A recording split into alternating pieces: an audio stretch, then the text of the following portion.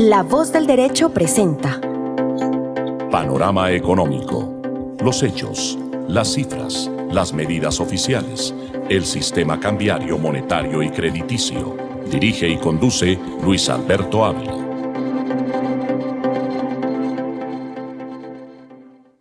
Bienvenidos a Panorama Económico con la dirección general del doctor José Gregorio Hernández Galindo. Hoy les acompañaremos Alejandro Velandia, Alberto Ávila, Jimena Charri, el ingeniero sonido Luis Daza en el Control Master, y como siempre iniciamos con nuestro análisis internacional. En Colombia pues se está realizando la COP16, que es básicamente un evento importante sobre la biodiversidad. Está buscando pues unos consensos, sobre todo en materia de financiamiento para los programas que se piensan desarrollar en los próximos años para mitigar ese proceso que estamos viviendo del cambio climático y desde luego defender la naturaleza y la biodiversidad. En esa medida vamos a escuchar al presidente de la República, Gustavo Petro, refiriéndose precisamente a los temas y a los retos que tiene la humanidad frente al cambio climático.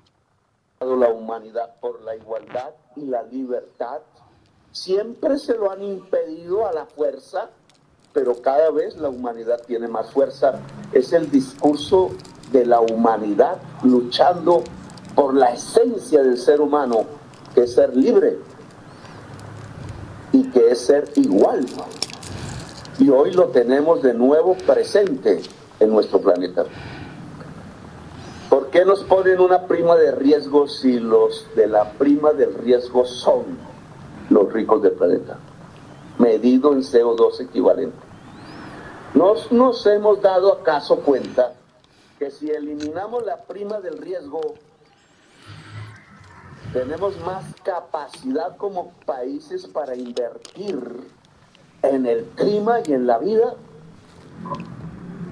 ¿Dónde se toman esas decisiones? Pues veámoslo. Si el petróleo genera dólares y van a los fondos de capital, y los fondos de capital prestan a los países del tercer mundo con prima de riesgo, pues el petróleo está haciendo una doble labor mortal, no por culpa de ese material. Genera los CO2 que va a la atmósfera y produce el problema, porque lo usan para ampliar y maximizar la codicia. Y al mismo tiempo el dinero que se produce termina endeudando a toda la humanidad, empeñando, embargando el futuro de la humanidad para pagar la prima de riesgo y no para invertir en el clima, adaptar el país para que no muera la gente por la crisis climática y solucionar y mitigar la crisis climática. La China es el dueño de la mayor parte de la deuda del mundo. ¿Socialistas o capitalistas?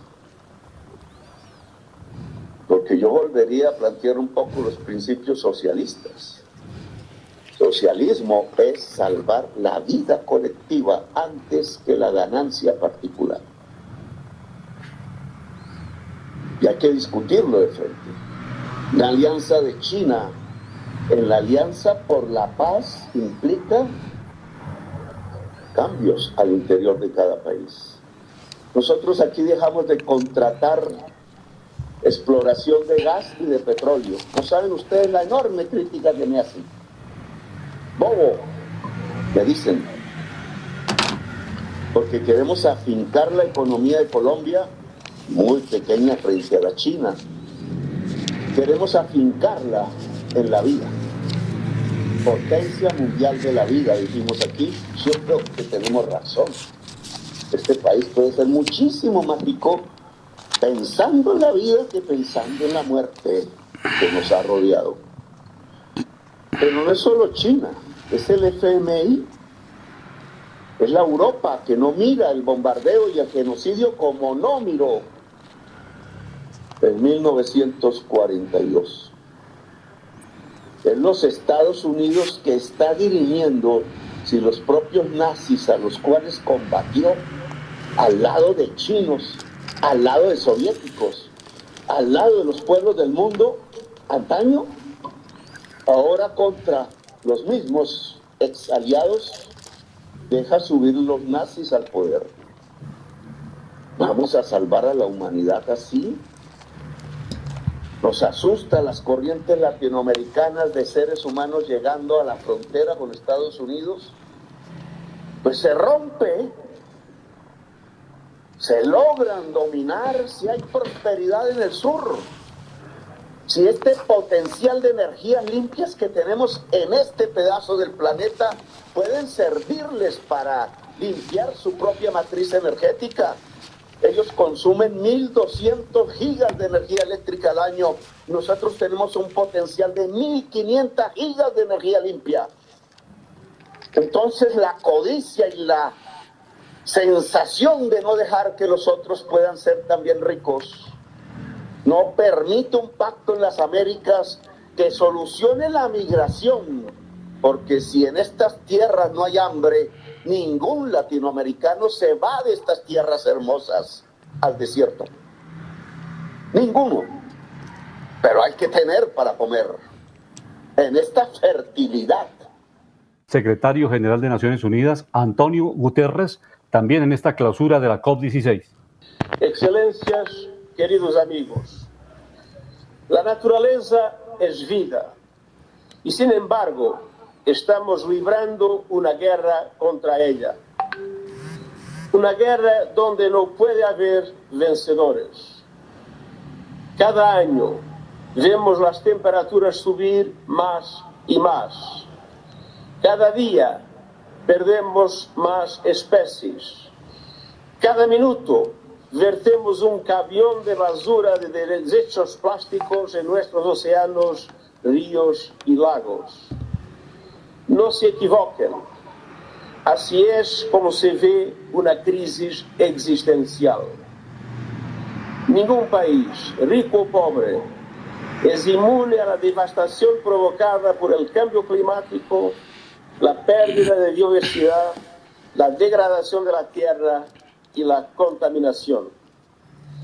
Estas crisis ambientales están entrelazadas, no conocen fronteras y están devastando ecosistemas y medios de vida, amenazando la salud humana y socavando el desarrollo sostenible. Los motores de esta destrucción están arraigados en modelos económicos obsoletos que alimentan patrones insostenibles de producción y consumo y se ven multiplicados por las desigualdades en riqueza y poder. Cada día que pasa, nos acercamos más a puntos de inflexión que podrían alimentar más hambre, desplazamientos e incluso conflictos armados. Ya hemos alterado el 75% de la superficie terrestre y el 66% de los océanos. Queridas amigas y queridos amigos, la biodiversidad es aliada de la humanidad. Debemos pasar de saquearla a preservarla. Como he dicho una y otra vez, hacer las paces con la naturaleza es la tarea definidora del siglo XXI. Y ese es el espíritu de la declaración de hoy de la Coalición Mundial por la Paz con la Naturaleza. Un llamado a la acción para mejorar los esfuerzos nacionales e internacionales hacia una relación equilibrada y armoniosa con la naturaleza, protegiendo la naturaleza y conservando, restaurando, utilizando y compartiendo de manera sostenible nuestra biodiversidad global. Un llamado a reconocer el conocimiento vital, las innovaciones y las prácticas de los pueblos indígenas y afrodescendientes, los agricultores y las comunidades locales. Un llamado por la vida. Excellencies, dear friends. Estos son los puntos de vista en la clausura de la COP16 por parte del secretario de Naciones Unidas, Antonio Guterres, y también por el presidente de Colombia, Gustavo Petro, y que obviamente han marcado lo que tiene los compromisos, los retos que tienen estos países para poder cumplir las metas que se van a trazar, y fundamentalmente los recursos, la parte financiera. También esta semana inicia, Alejandro, con una subida. Tengo una referencia que el precio del petróleo pues está subiendo el 2% ante las posibilidades de que Israel y que Irán responda a los ataques de Israel. Entonces está una tensión muy fuerte en el Medio Oriente. ¿Qué datos tiene usted ahí en esos indicadores económicos? Alejandro, bienvenido a Panorama Económico. Sí, muy buenas tardes a todos los oyentes de Panorama Económico, mis estimados colegas Luis Alberto Ávila, Jimena Charri, ingeniero de sonido Luis Daza y doctor José Gregorio Hernández Galindo. Haciendo un comentario y un análisis sobre las palabras del presidente Petro y del presidente de la ONU, Guterres. Secretario General. El secretario general, sí, que es como el que preside la ONU. Mirábamos dos cosas. Uno, pues el discurso es muy lindo y muy bonito, ¿no?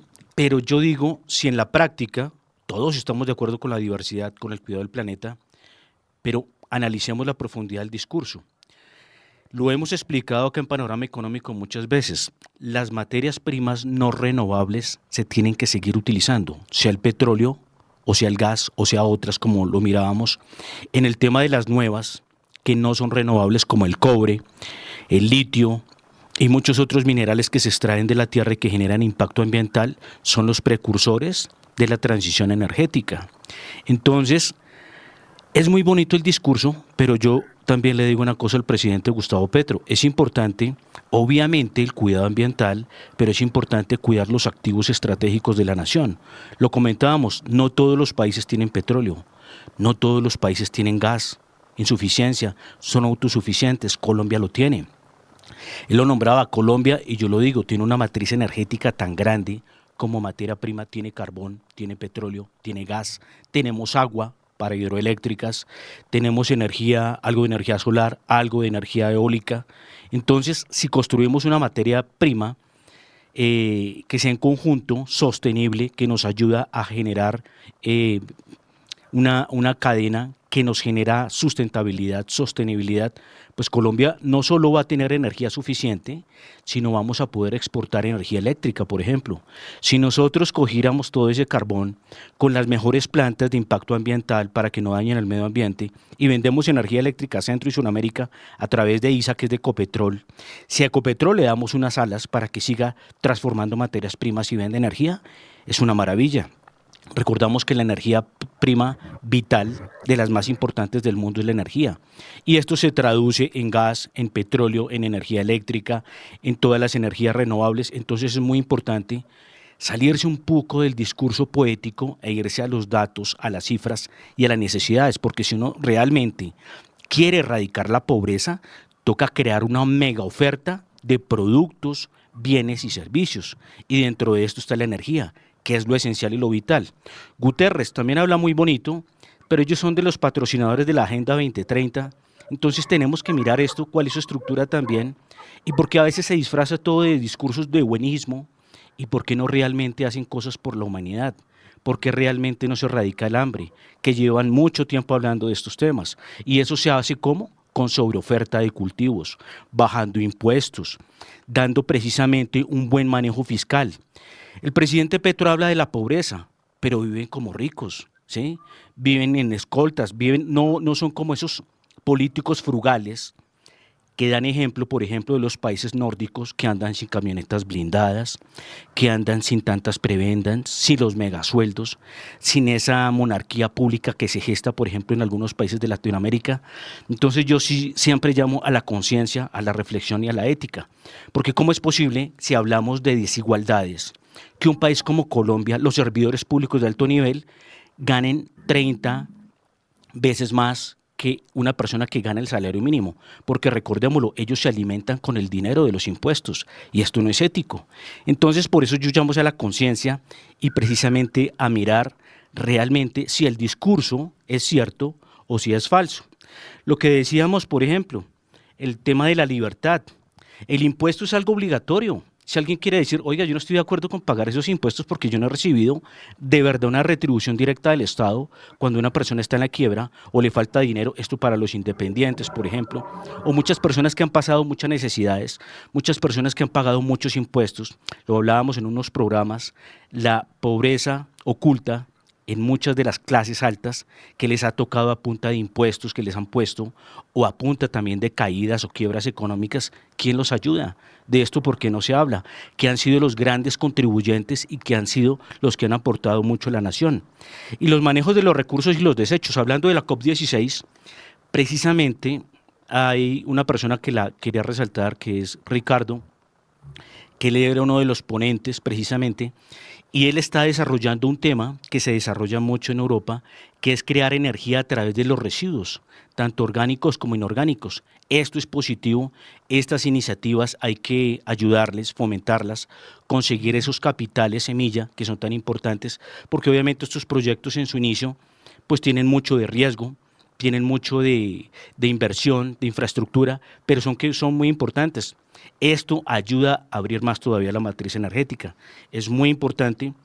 Y pues obviamente ya mirando datos dentro de la economía nacional e internacional, estábamos mirando, haciendo un comparativo en el tema de tasas de interés entre los países de América. Mirábamos que, por ejemplo, Ecuador, que maneja el dólar, tiene una tasa de referencia del 11.12%, Brasil 10.75%, Brasil, recordemos, tiene la inflación más baja que la de Colombia, México 10.50%, México también tiene la inflación más baja que Colombia, Surinam 10%, recordemos que Colombia bajó su tasa 50 puntos básicos y la bajó del 10.25 al 9.75, Colombia tiene la inflación más alta que los países como México y como Brasil, que precisamente tienen menos inflación.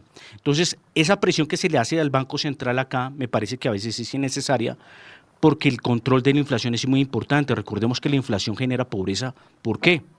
Porque obviamente cuando la inflación es alta o la inflación no llega a la meta, que la inflación pues debería ser cercanas al 0%, en Colombia recordemos que la meta por parte del Banco Central es el 3%, recordamos que la inflación en Colombia es el 5.81, venía el 6.12, recordamos que queda en el 5.81, pero lo que mirábamos en el caso de México, que la tasa de interés es más alta, la inflación está más baja que en Colombia, 4.58%, y Brasil, que también tiene la tasa de interés más alta, está en el 4.42%.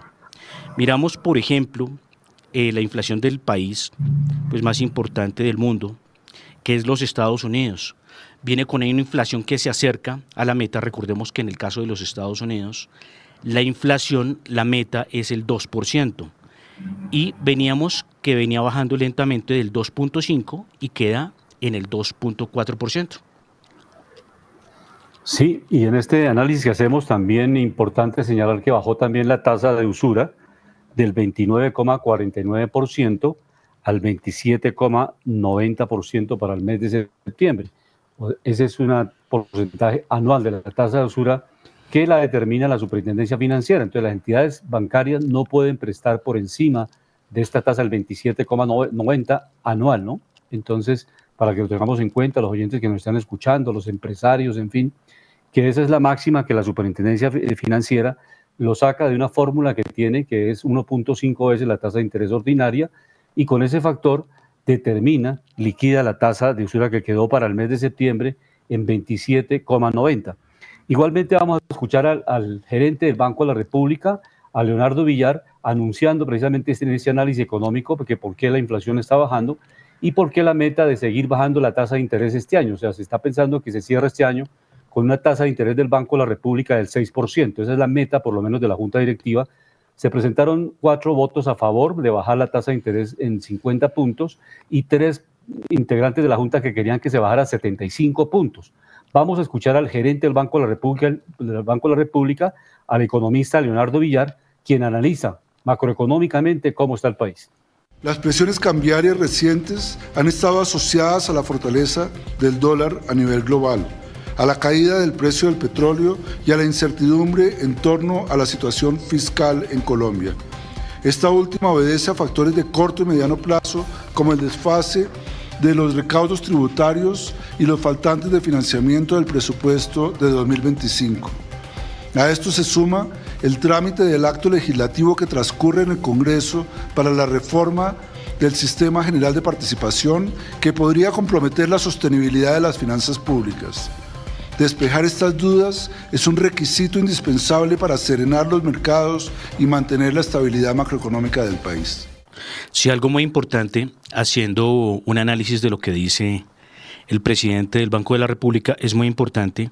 Por eso es que el gobierno no debe hacer presión sobre el banco. ¿Por qué? Porque controlar la inflación es de las cosas más importantes, por la pobreza que puede generar y por el impacto también en las finanzas públicas. Esto también que ha generado, el dólar sigue subiendo y recordábamos, Luis Alberto y oyentes, que si tenemos un dólar más costoso, la deuda que tiene el país se nos incrementa. Y la deuda, como está en cientos de miles de millones de dólares, pues obviamente el impacto es muy fuerte. Ahí es cuando un país puede llegar a la inviabilidad, porque si el dólar se nos dispara mucho, si hay depreciación de la moneda, si no somos fuertes en exportaciones, si el presidente ataca un sector que es el más importante en Colombia por exportación, que es el petróleo, el carbón y el gas, pues obviamente yo no veo cuál es el discurso económico con conciencia de cuidar la viabilidad país a nivel económico y también lo que se viene para los sectores económicos. Miramos, hoy viernes, al cierre de los mercados, vemos el dólar en los 4.427 pesos por cada dólar. Recordábamos, rompió otra resistencia de los 4.400 y ya está en 4.427. Sube levemente el 0,15% y obviamente muchos están mirando que precisamente al Banco Central haber bajado la tasa, pues precisamente se acabó de estimular el crecimiento precisamente de este indicador que es depreciativo para nosotros, no es positivo, porque obviamente necesitamos cada vez más pesos por cada dólar para poder consumir productos tecnológicos, manufacturados y otro tipo de elementos esenciales. Entonces es importante hacer un control sobre esto. Los discursos son muy bonitos, pero cuando van anclados a la realidad y a generar realmente un bienestar. Porque el bienestar, cuando se genera solo desde el verbo y no se hace una práctica para que estos resultados puedan salir adelante y generen viabilidad económica, pues es complejo. Por eso estamos mirando un resultado que es clave. Bajaron la tasa de interés y el dólar siguió subiendo. Si nosotros hubiéramos mantenido, porque es que los indicadores de Colombia están muy delicados, y como lo dijo el presidente del Banco Central de la República, el recaudo por parte de la DIAN ha caído en Colombia. ¿Y esto a qué se debe? Que la dinámica en el consumo se está cayendo también. Y si el consumo se cae, pues obviamente el recaudo también se cae.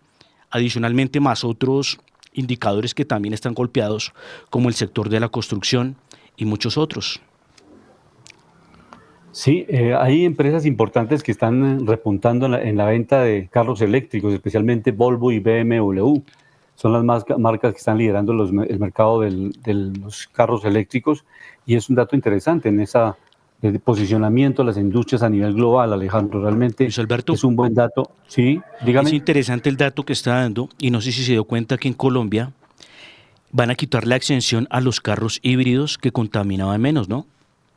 Ese es un proyecto que está, un artículo del proyecto de la reforma que está en discusión en el Congreso. Vamos a ver si el Congreso realmente lo aprueba, porque las propuestas, como siempre lo hemos comentado acá en Panorama Económico, las presenta el gobierno, la iniciativa la tiene el gobierno, aunque hay proyectos que los presentan los parlamentarios, hay proyectos de iniciativa parlamentaria y hay proyectos de iniciativa del Ejecutivo.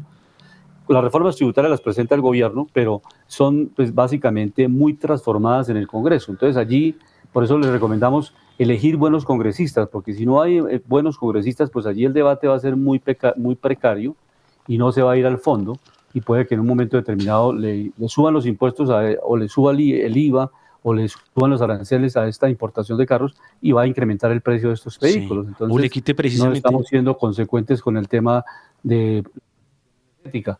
Eso es básicamente lo que debía verse, y eso es lo que deben ver los congresistas en los debates que van a adelantar en el Congreso de la República, en las comisiones terceras, que son las comisiones especializadas en los temas económicos, tanto la Comisión Tercera de la Cámara como la Comisión Tercera del Senado, y después las comisiones conjuntas. Por eso se tiene un sistema parlamentario, no parlamentario, sino se tiene un Congreso, para que sea el Congreso el que tramita las leyes. Las leyes no las expide ningún gobierno cuando hay un sistema presidencial, sino tienen que pasar por el Congreso. Si realmente hay una democracia liberal, si no, pues estaríamos cayendo en una dictadura, que todo por decreto y no se tendría que estudiar en el Congreso y debatir y cambiar y mejorar las ideas, los proyectos de ley. Por eso es algo importante, porque es que mirábamos que, por ejemplo, los automóviles híbridos son los que tienen el sistema, por ejemplo, eléctrico y de gasolina. Pero obviamente al ser híbrido, le permite al carro tener movilidad, no quedarse varado ni por energía eléctrica ni por energía fósil como es la gasolina. Entonces era algo interesante, pero muchos criticaban al gobierno porque tanto que habla de descarbonización, pero quiere precisamente gravar esto que tenía exenciones y que es positivo. ¿Por qué? Pues porque genera menos emisiones en teoría, ¿no? Porque recordamos, Luis Alberto, que muchas de las térmicas funcionan con diésel, con gas y con derivados del petróleo, ¿no? Entonces, por eso es que es tan importante analizar esto, por eso es importante no fanatizarse con el tema, sino mirar que si somos un país que tiene materia prima diversificada en el tema energético, deberíamos estar felices, contentos y obviamente sí traer la mejor tecnología para no contaminar, que en eso estamos muy de acuerdo. Pero también es importante resaltar algo, Luis Alberto, y eso que no fue el mejor año.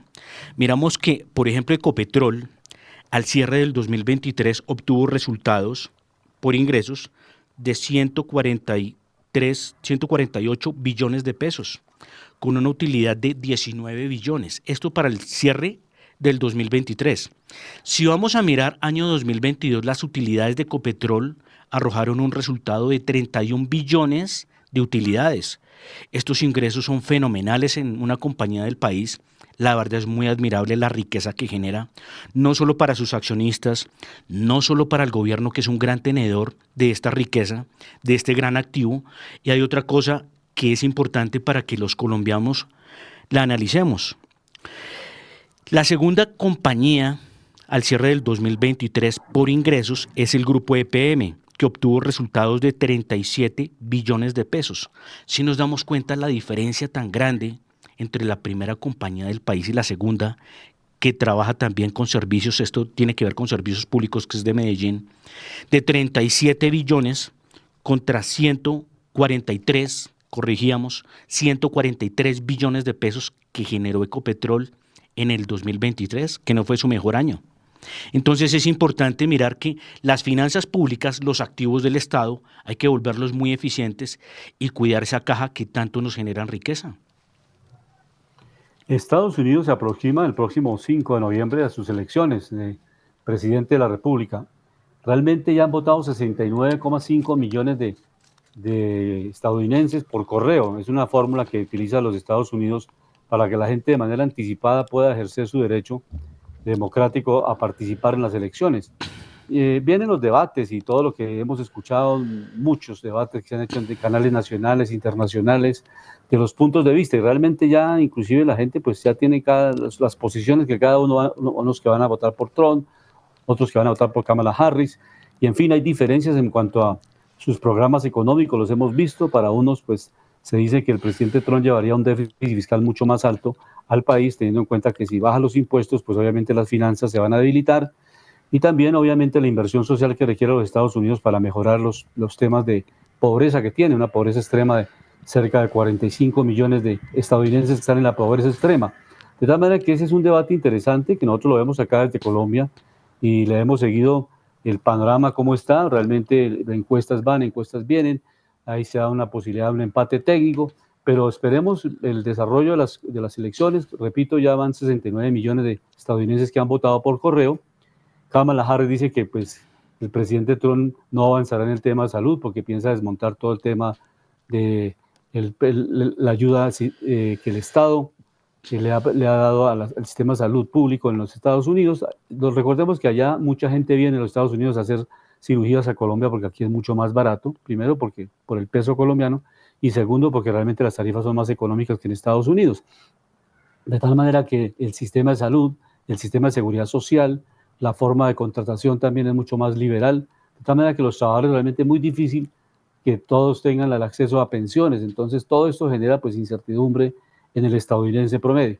Y de otro lado la migración, como lo expresaba el presidente Petro, si las condiciones económicas de América Latina y en general del mundo, si las personas pueden trabajar en su país, encuentran fuentes de empleo, pues no tendrían que irse a luchar por pasar a la frontera de los Estados Unidos y llegar como migrantes a un país donde no dominan muy bien el inglés, donde no tienen la familia, donde no tienen el arraigo cultural, social.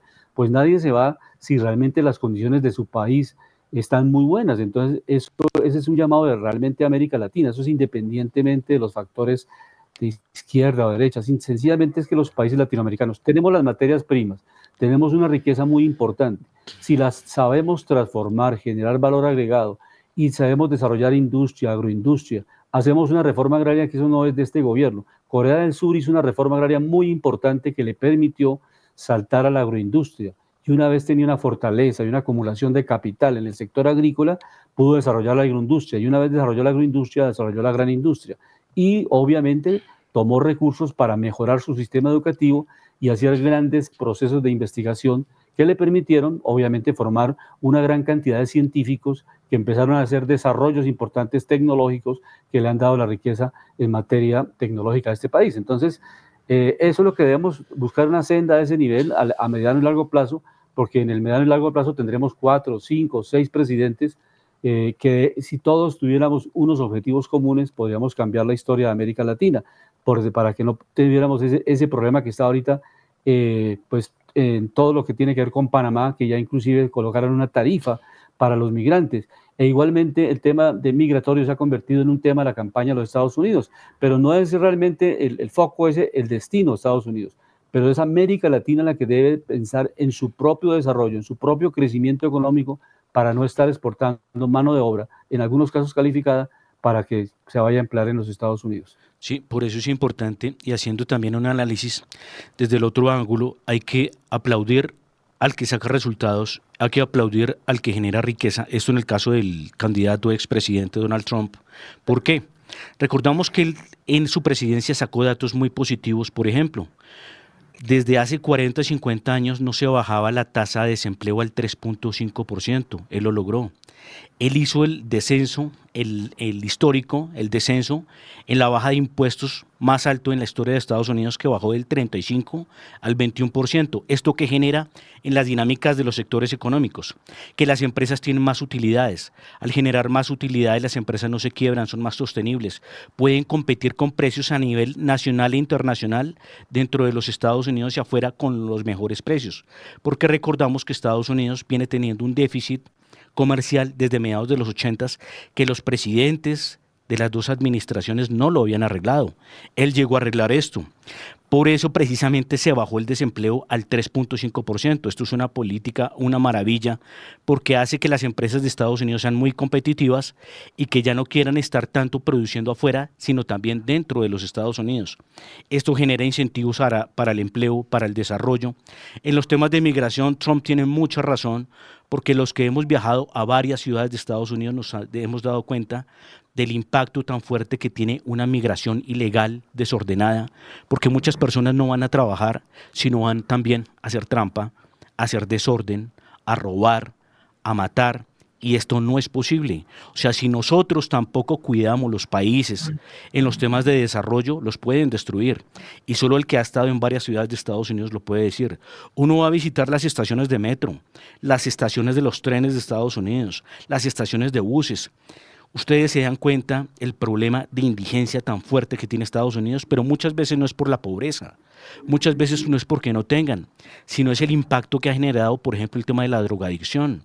Es el tema que ha generado el tema de valores, es el tema de ciertos cuidados a nivel social, porque allá, por ejemplo, hay mucha asistencia social. Creo que la mayoría de los habitantes de calle tienen comedores comunitarios, tienen muchas ayudas, pero ellos, por los problemas de drogadicción y otros problemas mentales, son los que salen a las calles precisamente en este tipo de cosas. Y las migraciones ilegales que llegaron, si bien es cierto, los que ven lo que pasó en Nueva York, por ejemplo, muchos migrantes venezolanos no llegaban allá a hacer buenas prácticas, destruyeron muchos hoteles, robaban celulares en las calles, atracaban en las calles. Muchos neoyorquinos ya estaban cansados con ese tipo de migración. Si bien es cierto, y agradecemos que Estados Unidos es un país biodiverso, que abre las puertas, es importante también llegar a Estados Unidos y hacer lo correcto, contribuir al país, no dañar la cultura, y agradecer precisamente y ayudar a crecer un país que ha sido por mucho un ejemplo de democracia en el mundo y ha sido un gran referente. Es una bendición para muchos. Y por ejemplo, personas que apoyan a Donald Trump, es de reconocer quién apoya a cada quien. Un gran inventor, desarrollador, científico, Elon Musk, que desarrolla los cohetes espaciales, que baja grandes costos. Él lo quiere meter en el Estado, ¿para qué? Para que precisamente con esa eficiencia financiera que maneja sus compañías, haga lo mismo con el Estado, que deje tanta contratación corrupta dentro de tantos funcionarios del Estado, que las cuentas y los gastos sean auditados, que el Estado se maneje como si fuera una empresa privada con eficiencia, que los políticos y los funcionarios públicos dejen de pensar que es que llegan al poder público para robarse los dineros públicos, sino que precisamente se maneje el país con una conciencia, con un bienestar. Recordemos que Estados Unidos es potencia, es primera potencia, se puede decir que desde el 1945, que quedó como la hegemonía, y ha generado también mucha migración de industria, y esto es lo que ha debilitado las finanzas de Estados Unidos.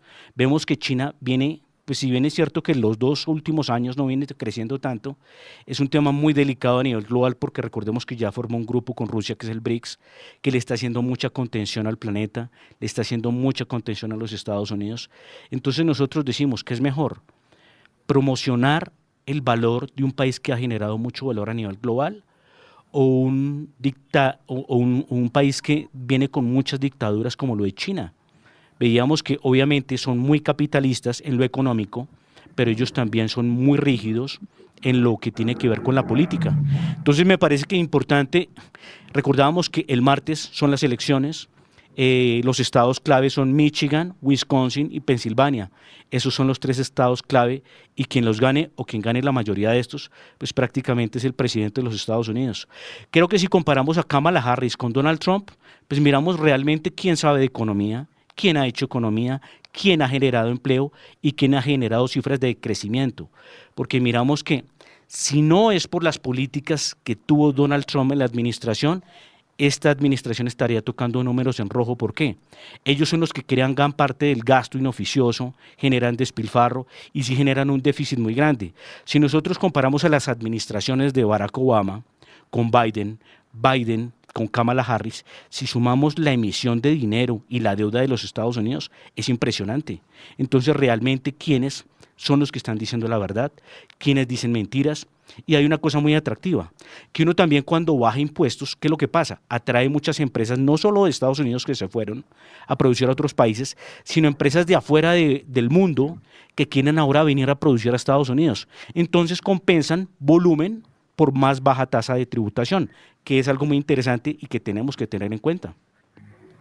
En un discurso pronunciado, el presidente Trump dijo unas mentiras muy importantes. Dijo, por ejemplo, que él ha hecho, pues, con la Guardia Nacional de los Estados Unidos, que él había logrado básicamente crear el programa de atención sanitaria para los veteranos de guerra.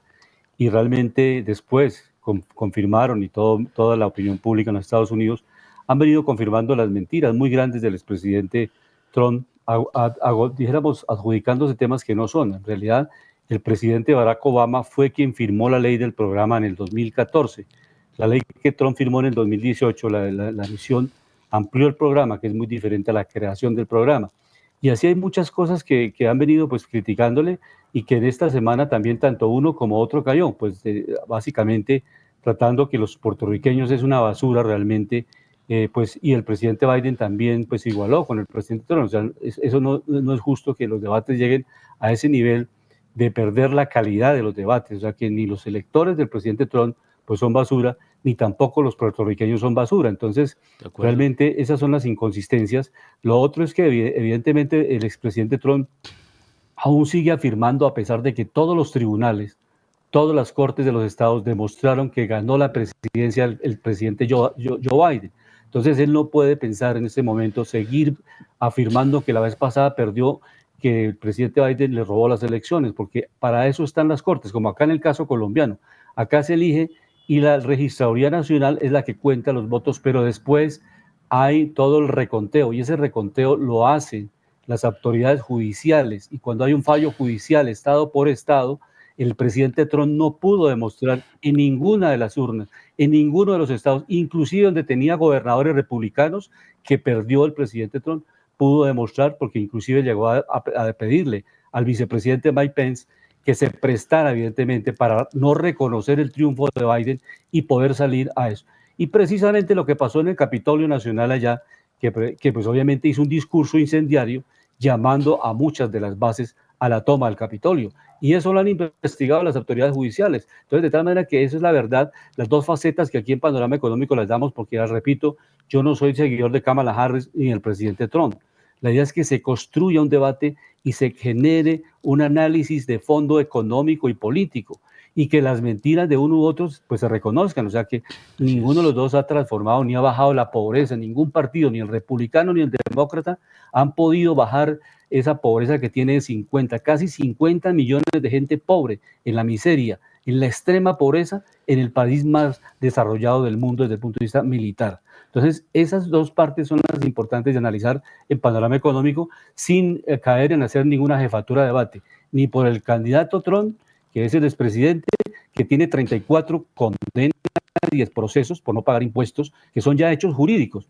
No es un hecho periodístico que lo esté comentando en Colombia en Panorama Económico, sino que la justicia ha demostrado que no pagó impuestos. Él dice que hay que bajar los impuestos, pero no bajarlos para no cobrarlos o para que los empresarios no paguen impuestos, porque con esos impuestos es que se invierte en la salud, en la educación, en todo lo que tiene que ver con la infraestructura. Entonces, eso es parte de los procesos que tiene adelantado y que la justicia norteamericana los está desarrollando, y obviamente pues todos los candidatos y a la vicepresidencia lo han venido denunciando. Entonces, y los defectos que tiene también Kamala Harris, desde luego ninguno de los dos es la garantía de la paz mundial, porque Estados Unidos seguirá su lucha comercial con China, seguirá, una alternativa es que el presidente Trump entregue a Ucrania en bandeja de plata a Rusia y que obviamente abandone toda la posibilidad de ayudar a Ucrania.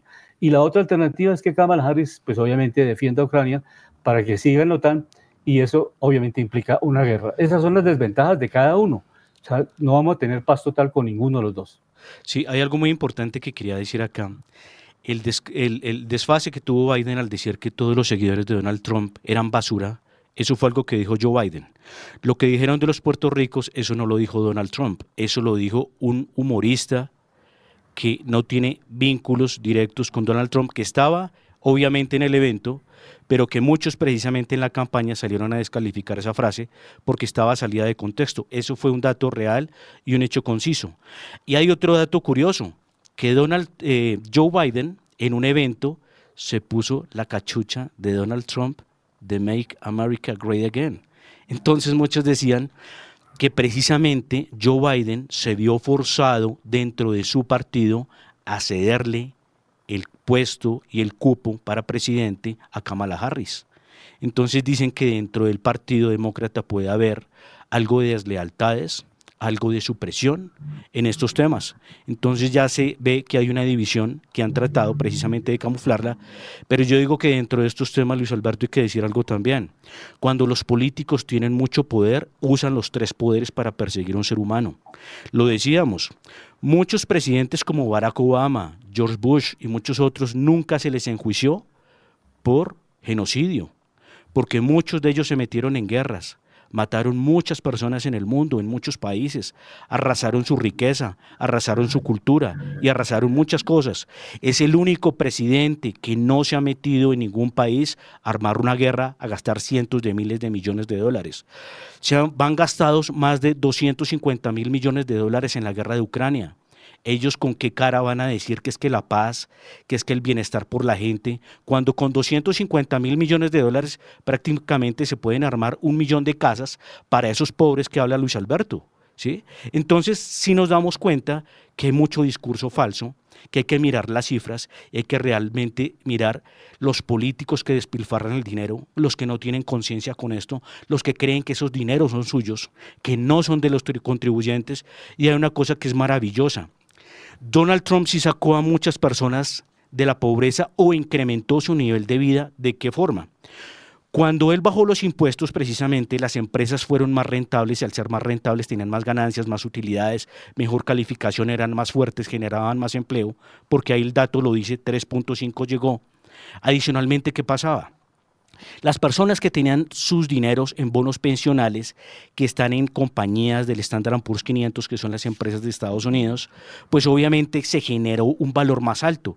Las empresas, al tener un valor más alto, pues el que tiene sus bonos pensionales, su dinero invertido ahí, pues obviamente el bono pensional va a ser más alto.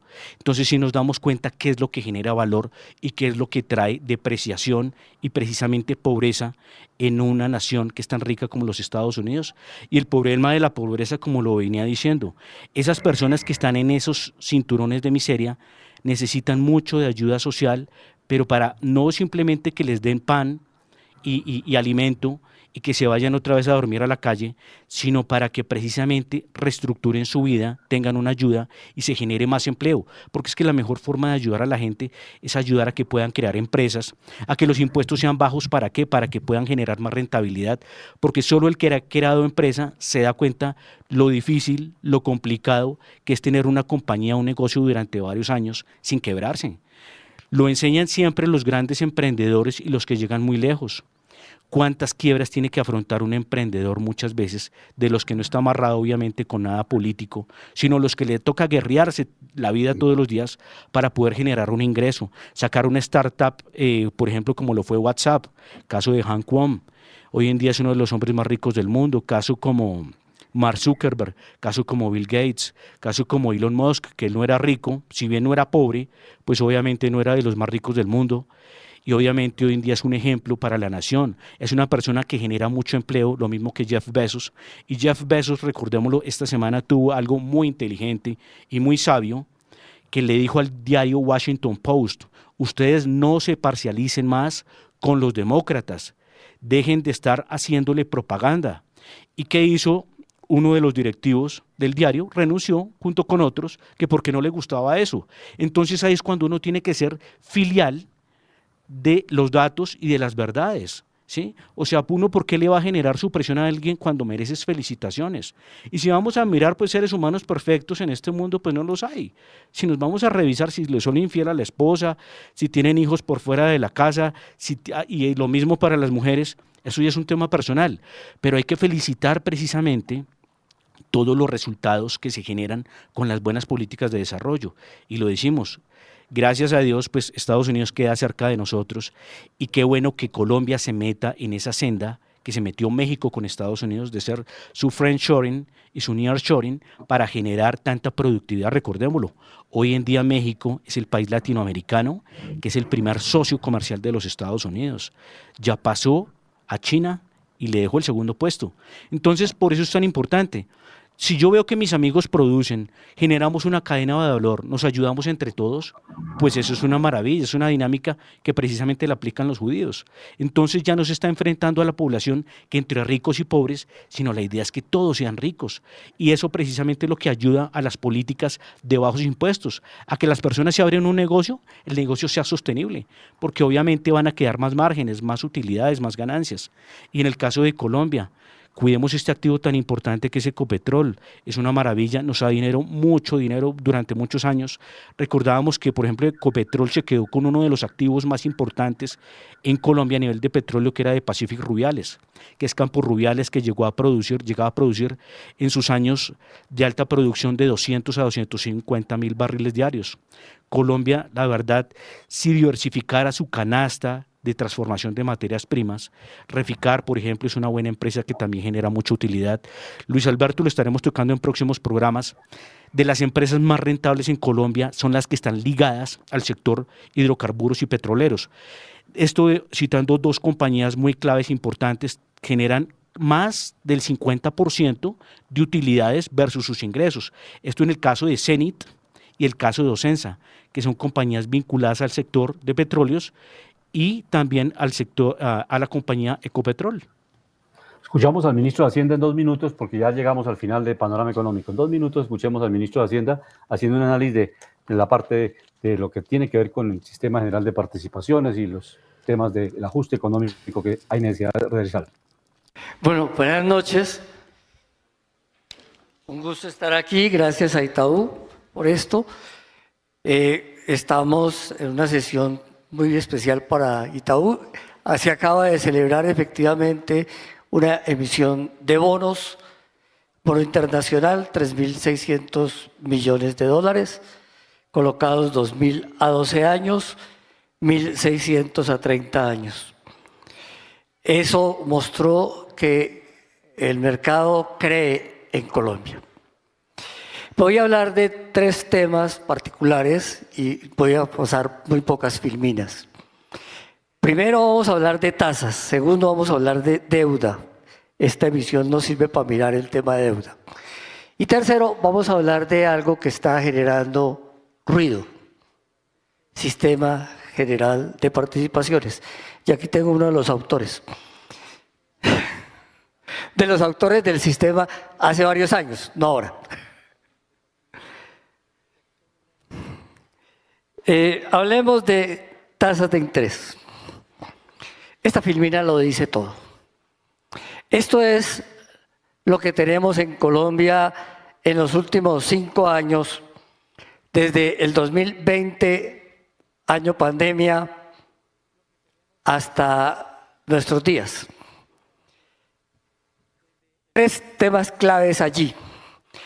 En el 2020, pandemia, enero del 2020, teníamos una inflación baja y una tasa de intervención baja. Teníamos el país controlado, por decirlo así. Pero en enero del 2020, el gobierno congeló el precio de los combustibles, gasolina y diésel. Después viene el COVID, y el COVID termina por ponernos una inflación todavía más baja y una tasa de intervención más baja. Teníamos entonces, al salir del COVID, 2 situaciones precisas: inflación por debajo de 2.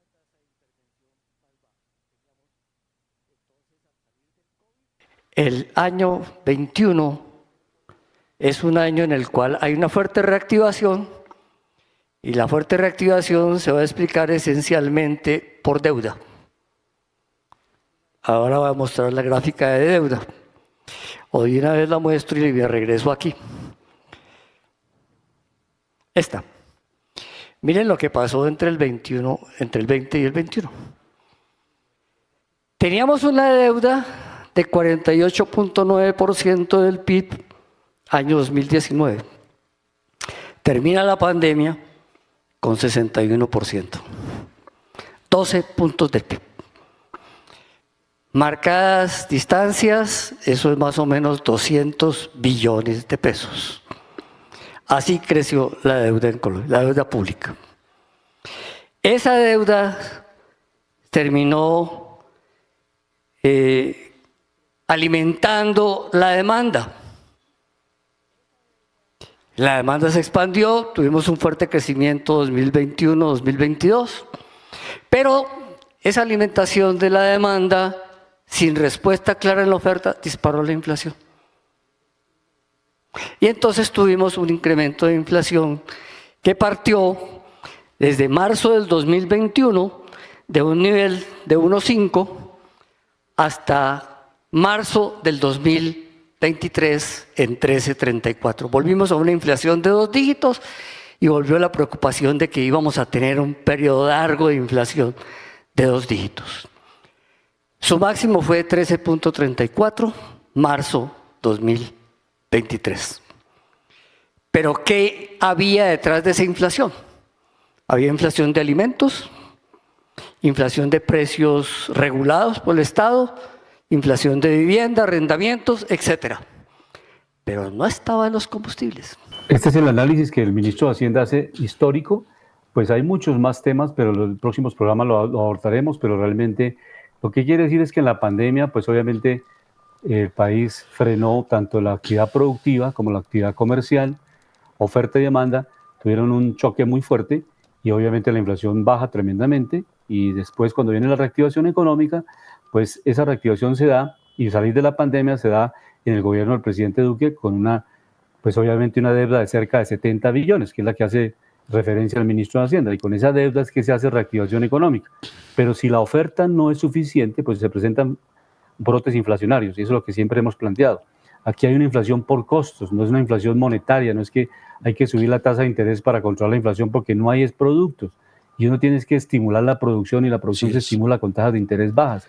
Si le sube la tasa de interés, pues los empresarios se quiebran y si se quiebran los empresarios no hay producción. Entonces, ese es un círculo vicioso que no se ha entendido en el país y en el mundo en general, que uno no puede subir las tasas de interés con el supuesto de controlar la inflación, porque la inflación viene o porque sube el petróleo a nivel global y suben todos sus derivados, sube toda la cadena logística y sube obviamente los precios de alimentos por las guerras y por otros factores, pero no porque haya más o menos dinero en el mundo. Entonces, esos son los factores reales que analiza el ministro. Luis Alberto, pero así llegamos al final de Panorama Económico pequeño con comentario. la dirección general del doctor José Gregorio Hernández Galindo. Alejandro tiene 30 segundos. Sí, para un pequeño despedir el comentario. Precisamente me parece que son las dos, porque por un lado, pues si se genera mucho dinero, pues obviamente mucho circulante en el mercado y eso hace perder el valor de la moneda, que eso genera inflación. Y por el otro lado, lo que dice también Luis Alberto, en eso hay mucha razón, porque es que debe haber sobreoferta de producción para que los precios en el mercado sean bajos. Esto por lo que tiene que ver con el volumen de esos productos y servicios que se transan en el mercado. Pero hay una cifra que yo digo, por eso yo llamo a la conciencia, de que el ministro habla de 3.600 millones de dólares como si fuera un lujo, ¿sí? Cuando estos son 15 billones, casi 16 billones de pesos al valor del dólar hoy. Por eso es tan importante no castigar precisamente, ni estar haciéndole presión ni supresión al Banco de la República para que haga su función. Porque obviamente más deuda con un dólar más alto, Colombia puede llegar a una inviabilidad y a una crisis y quiebra económica, porque nos toca pagar intereses de la deuda. Y si Colombia no produce mucho, ¿cómo vamos a pagar intereses de la deuda? A lo que llamo, y la solución, ¿cuál es? Recortar el Estado. Quitar ese Ministerio de la Igualdad, que es 1.3, 1.4 billones, recortar otros gastos del Estado inoficiosos y quitar tanta prebenda para el sector público de alto nivel. Con eso serían muchos billones de pesos y con eso se le daría un buen ejemplo al ciudadano y un respeto con los dineros del público. Agradecemos a todos nuestros seguidores en las redes, la audiencia de Panorama Económico. Nos vemos y nos escuchamos la próxima semana acá en La Voz del Derecho. La Voz del Derecho presentó Panorama Económico. Los hechos, las cifras, las medidas oficiales, el sistema cambiario, monetario y crediticio, la agricultura, la industria, en La Voz del Derecho.